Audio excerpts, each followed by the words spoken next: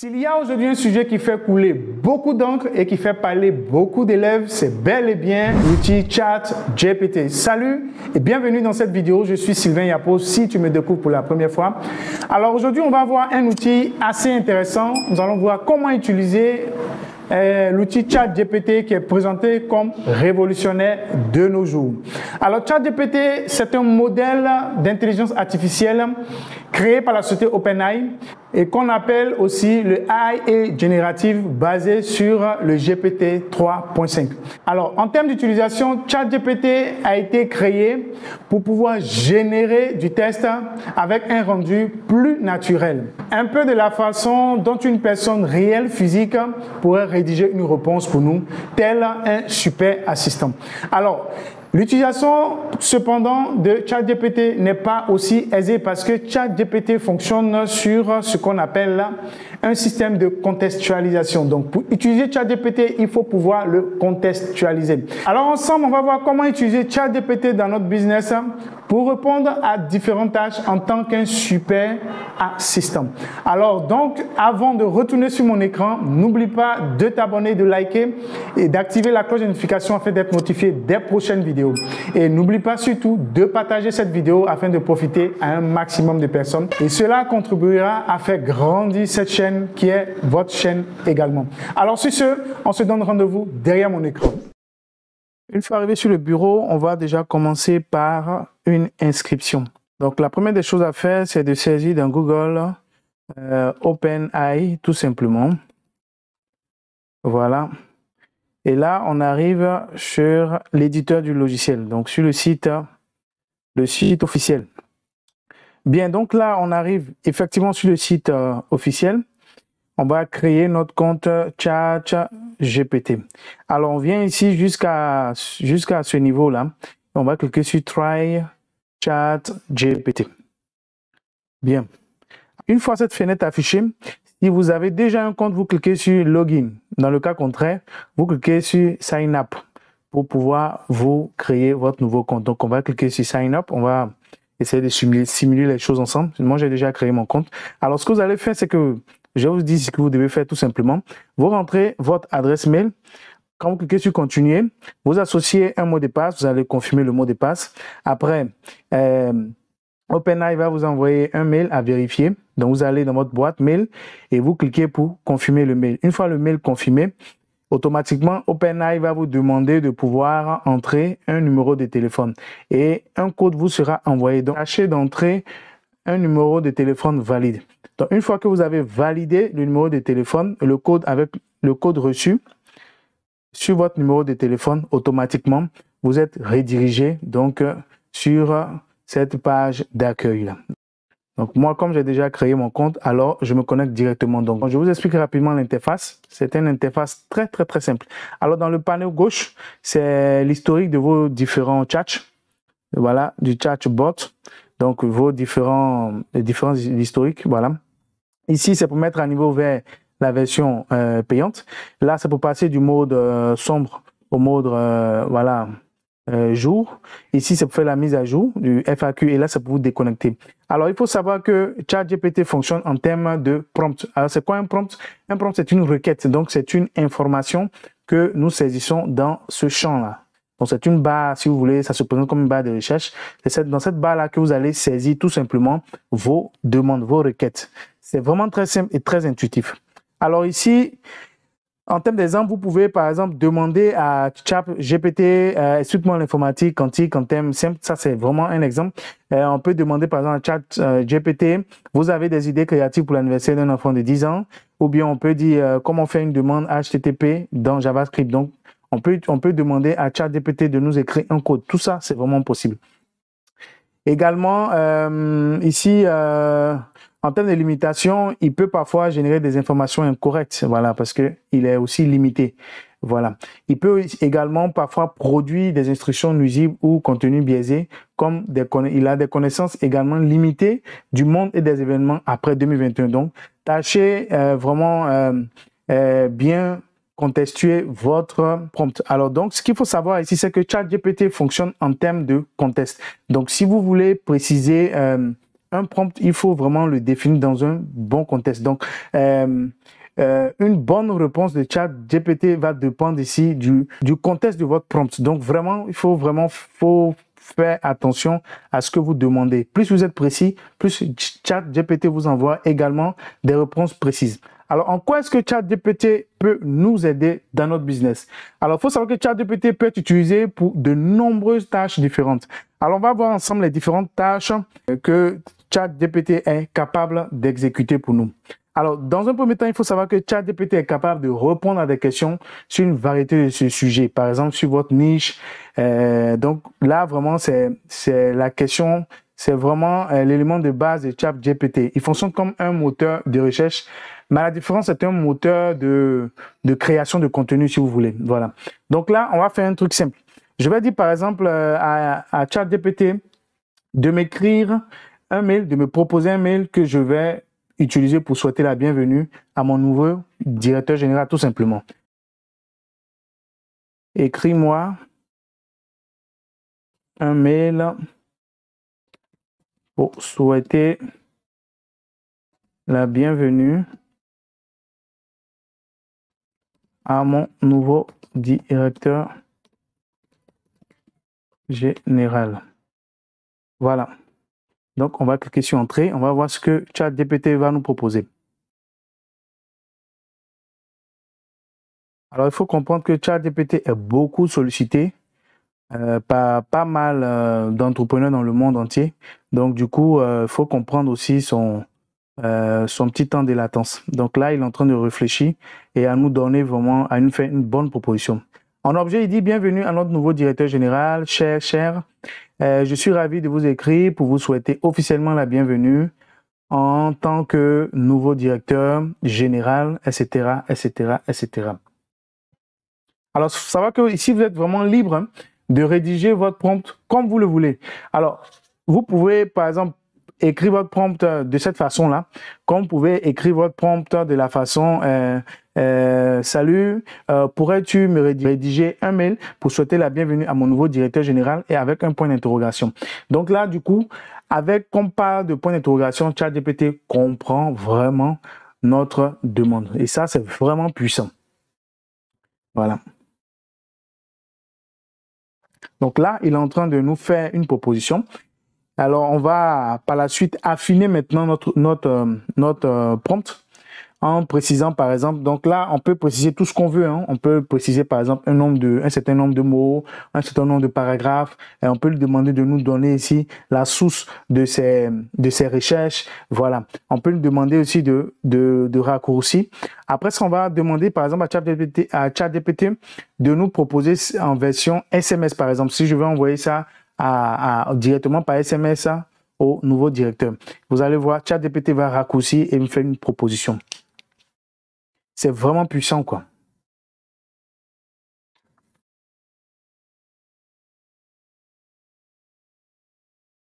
Donc là, il est toujours en train de travailler. Voilà.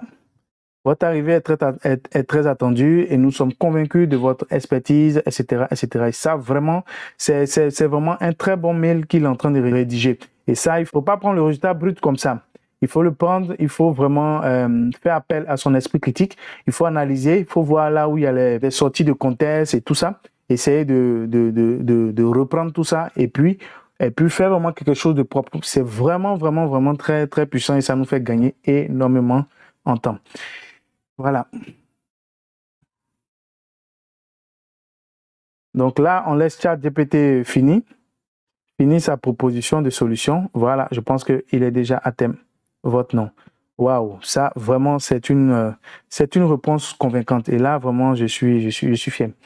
Alors, donc, ChatGPT nous a proposé quelque chose d'intéressant. Alors, donc là, c'est déjà pas mal. On peut dire, par exemple, à ChatGPT, puisqu'on est dans le même contexte, on peut continuer à échanger avec ChatGPT. On va lui dire, par exemple, écris-moi une version SMS de ce mail. Voilà, et je valide. Il va m'écrire une version SMS tout simplement.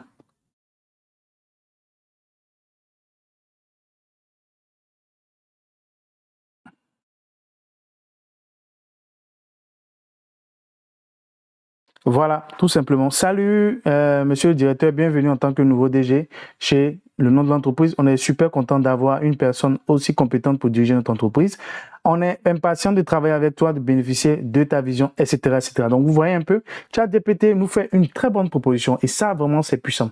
Alors, ce qu'il faut savoir, c'est que ChatGPT ne donne pas deux réponses similaires à la même question. Par exemple, si je reprends encore ce mail-là, ou bien je clique sur Regenerate Response, je lui dis de me régénérer une réponse, il ne va pas me donner la même réponse. Même si je copie ce mail-là, ce prompt-là, que je mets ici, que je valide, il va me donner un autre prompt. Alors donc, voilà un peu ce que ChatGPT peut faire. Alors, l'une des choses aussi, c'est que ChatGPT peut définir des mots. Alors, on va faire simple, on va faire un truc simple. On va demander à ChatGPT de nous définir, par exemple, le marketing d'affiliation. Et vous allez voir.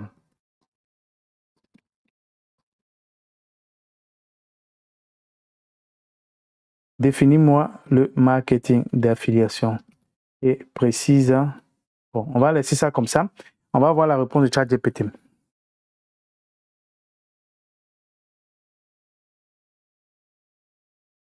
Le marketing d'affiliation est une stratégie marketing qui consiste à promouvoir des produits ou des services d'une entreprise en échange d'une commission, etc., etc. Donc là, vraiment, c'est une très bonne définition. Et là, on peut demander à ChatGPT de nous proposer, par exemple, la source de sa réponse, par exemple.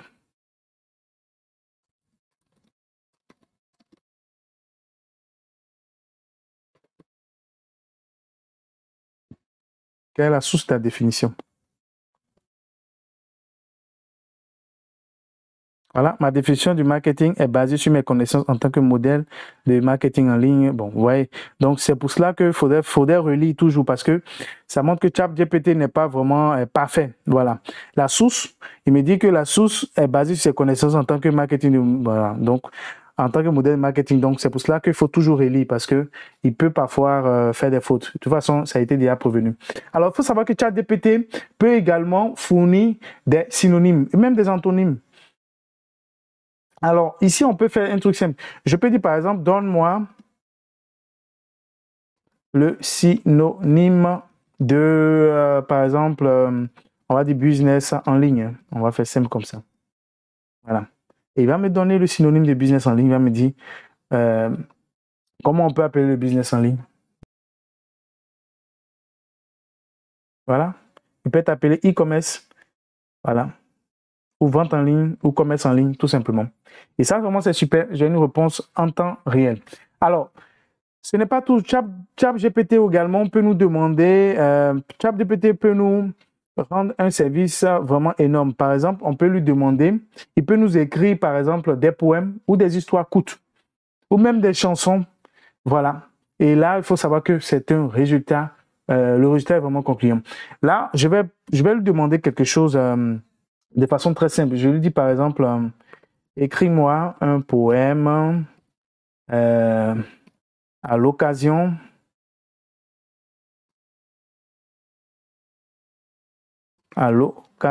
de la fête de la Saint-Valentin à mon épouse. Alors, à l'occasion de la fête de Saint-Valentin, voilà, il y a quelques fautes à mon épouse et voilà ce que ChatGPT va me proposer. Bon là, écris-moi, j'ai une faute. Voilà, il comprend. Chère épouse, en cette fête des amoureux, je veux te dire. Donc du coup, il a compris le contexte. Tu es mon âme sœur, etc., etc., etc., etc. Voilà, donc là, c'est une proposition. Et si tu n'es pas satisfait de cette proposition, tu cliques sur Regenerate Response, tout simplement. Et ça, vraiment, ça marche, quoi.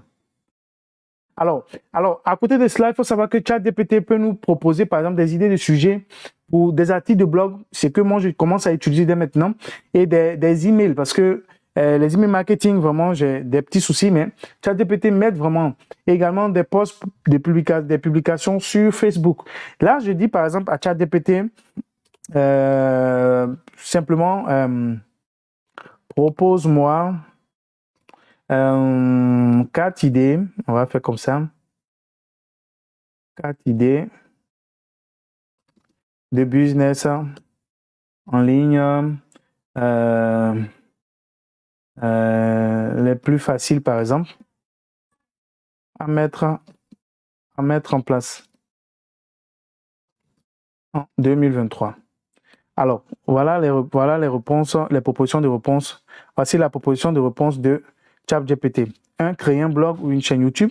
Si vous avez des connaissances dans un domaine particulier, vous pouvez créer un blog, une chaîne YouTube, partager vos conseils, astuces, expériences. 2. Vendre des produits numériques. Vous pouvez vendre des produits numériques tels que les e-books, cours en ligne, etc., etc. 3. Devenir un freelance. Vous pouvez proposer vos services en tant que freelance. 4. Ouvrir une boutique en ligne si vous souhaitez vendre. Et là, vraiment, c'est du waouh.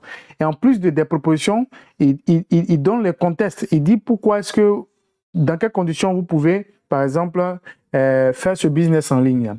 Voilà. Et ça, vraiment, c'est puissant. Voilà.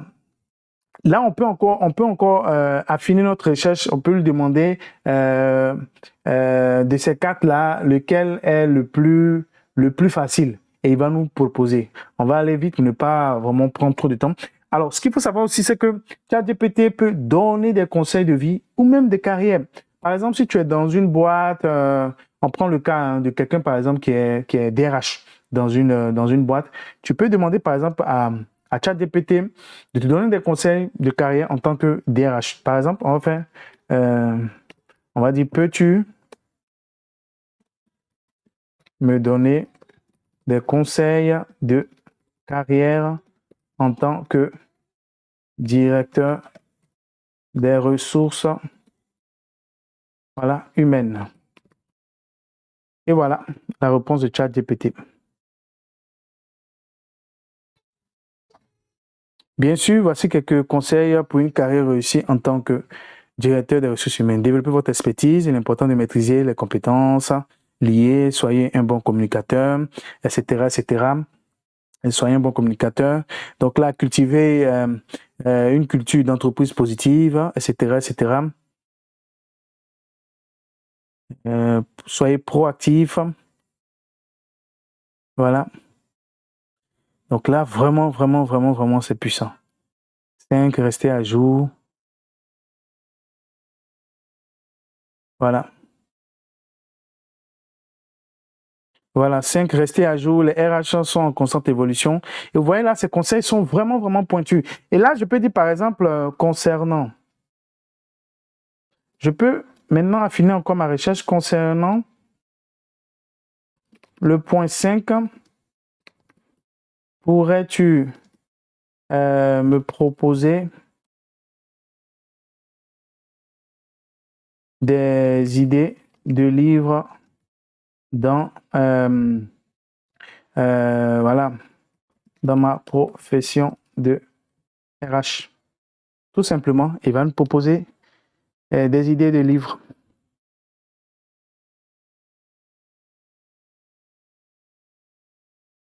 Voilà. Ce livre explore les 6 compétences clés pour les professionnels, etc., etc., etc., etc. Donc, vous voyez un peu comment est-ce qu'on peut utiliser ChatGPT. Vraiment, la réussite, sinon la maîtrise de cet outil repose sur le contexte dans lequel vous le mettez. Donc, si vous le mettez dans un bon contexte, il fonctionne comme un ordinateur. L'ordinateur, pour fonctionner, a besoin qu'on le mette en état, on le met en condition. Si l'ordinateur est mis en bonne condition, il fonctionnera dans les bonnes conditions. Alors, si ChatGPT n'est pas mis dans les bonnes conditions, il ne pourra pas fonctionner dans les bonnes conditions. Donc, le secret, c'est vraiment le contexte. Il faut savoir le mettre dans le contexte, savoir lui poser des questions. Alors, à côté de cela, il faut savoir que ChatGPT sait traduire également des mots ou même des phrases en différentes langues. Moi, je vais, par exemple, lui poser une question. Je testais ça une dernière fois. Je dis, par exemple, peux-tu me traduire cette phrase en anglais? Et je dis, par exemple, je me nomme Sylvain Yapo, virgule, je suis entrepreneur web ou entrepreneur web gagnant, tout simplement. Et voilà ce que ChatGPT va me proposer comme élément de réponse.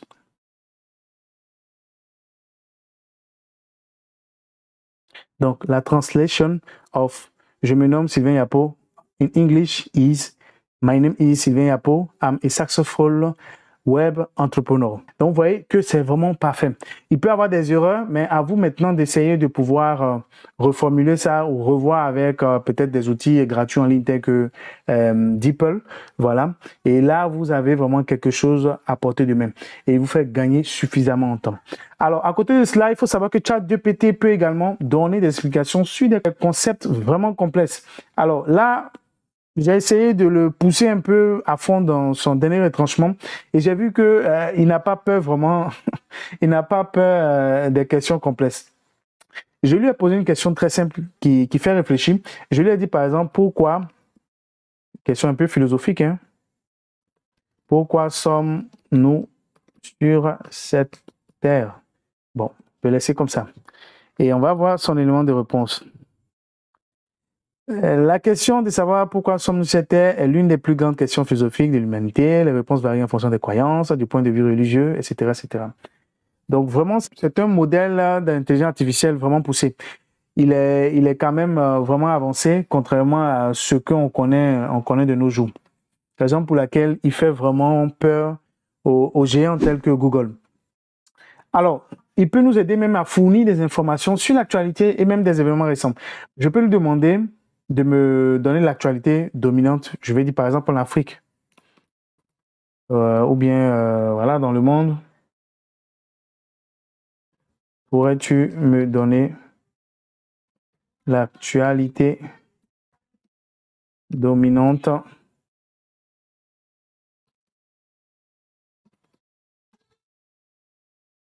dans le monde? Et qu'est-ce que ChatGPT va me proposer?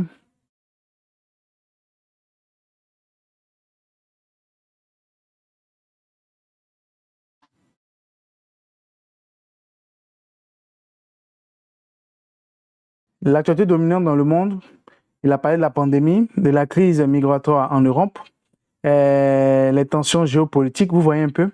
Il me met en point les changements climatiques. Donc, je peux affiner ma recherche en lui disant, par exemple, donne-moi, par exemple, l'actualité des 10 événements dominants, par exemple, en Afrique. Donc, vous voyez un peu. Là, il m'a donné 5, je peux dire 10, il peut aller jusqu'à 10, je peux dire 20, il peut aller jusqu'à 20. Et s'il n'a pas, il est sincère, il me dira, voilà ce que j'ai pu avoir. Voilà. Donc, vraiment, vous voyez un peu ce qu'on peut faire ChatGPT, on peut faire pas mal de choses. On peut vraiment l'utiliser comme un super assistant pour nous aider à faire pas mal de choses. Alors, en tant que développeur, on peut lui dire, par exemple, de nous écrire un code HTML, voilà, HTML ou un JavaScript pour faire clignoter, par exemple, un bouton. Lorsqu'on passe, par exemple, la souris là-dessus,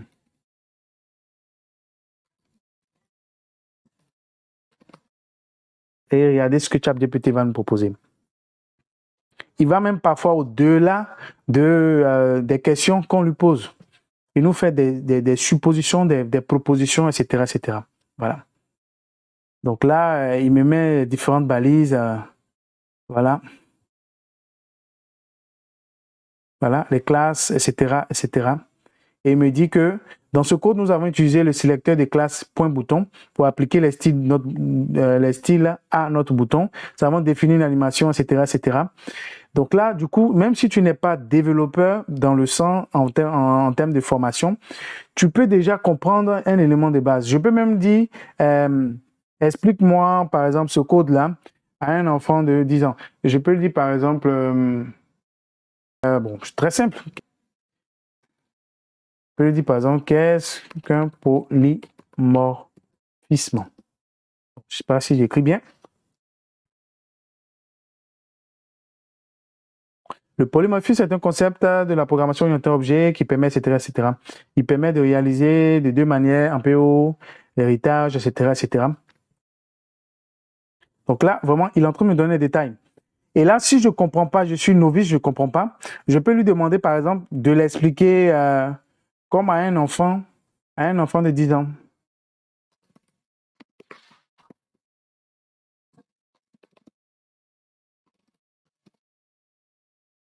De 10 ans, tout simplement.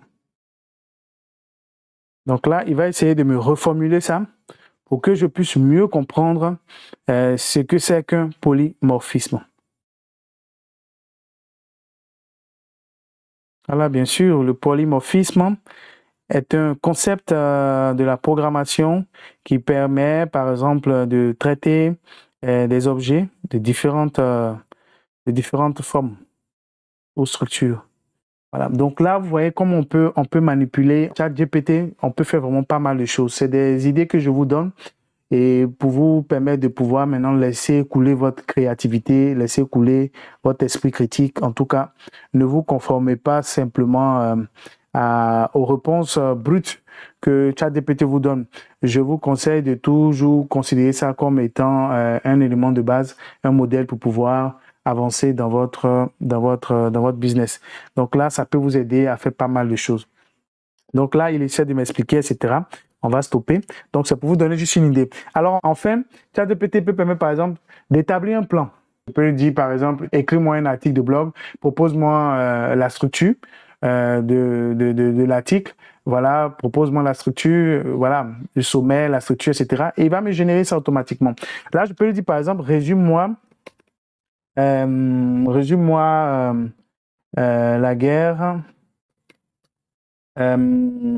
de l'Ukraine et de la Russie,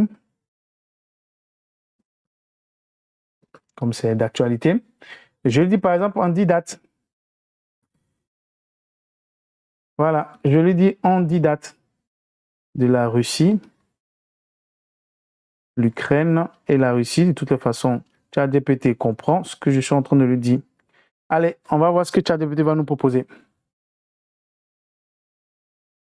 Voici un résumé de la guerre entre l'Ukraine et la Russie en 10 dates. 2014 février, les manifestations du mouvement euro, etc. 2014 mars, 2014 avril, 2014 mai, 2014 juin, 2015, etc., etc. 2018, 2019, 2021 et 2022. Donc, du coup, vous voyez, avec ça, on a déjà un résumé de l'historique de la guerre, sinon des antécédents de la guerre de la Russie. Donc, ça, c'est vraiment une idée pour vous montrer combien de fois ChatGPT est un outil assez puissant. Donc, vous voyez un peu, j'espère que cette vidéo-là vous a apporté quelque chose et voilà ce que je voulais vous partager. À présent, vous savez tout sur comment ChatGPT peut être utilisé pour de nombreuses tâches différentes dans votre business. Et également, comme vous le savez, ChatGPT fonctionne sur un système de contextualisation. Donc, si vous voulez utiliser ChatGPT, il faut vraiment contextualiser l'échange pour qu'il puisse savoir de quoi il s'agit afin de pouvoir apporter des réponses plus précises. Ce qu'il faut savoir aussi, c'est que ChatGPT n'est pas un créateur de contenu, non. Il est même au-delà de cela. C'est un super assistant. Donc du coup, il ne faut pas aussi perdre de vue que ChatGPT peut raconter tout et n'importe quoi. Il peut aller dans tous les sens dans deux cas. Soit le prompt que nous lui envoyons n'est pas vraiment contextualisé, ou soit le prompt que nous lui envoyons n'est pas vraiment fiché dans sa base de données. Donc du coup, comme la nature a horreur du vide, il ira puiser un peu les réponses un peu partout. C'est pour cela qu'il ne faut pas utiliser ChatGPT comme une finalisation. On utilise ChatGPT comme étant une base de travail, un modèle de base, pas comme un agent comptant où on se dit oui, il a apporté une solution, c'est suffisant, paf, on copie, on colle. Non, il faut copier, il faut lire, il faut apporter des critiques, c'est très important. Et également, il faut l'adapter en fonction de son business, en fonction de sa niche. J'espère que cette vidéo vous a apporté grand chose. Si oui, n'oubliez pas de pouvoir vous abonner, surtout d'activer la notification afin d'être notifié des prochaines vidéos. Et si vous aimez cette vidéo, n'oubliez pas de lâcher un gros pouce et de la partager à un maximum de personnes afin de faire grandir cette chaîne qui est également votre chaîne. Alors sur ce, on va se donner rendez-vous dans une prochaine vidéo, toujours dans la thématique du business en ligne et également l'affiliation et tout ce qui est outils marketing. Allez, on se dit à très vite.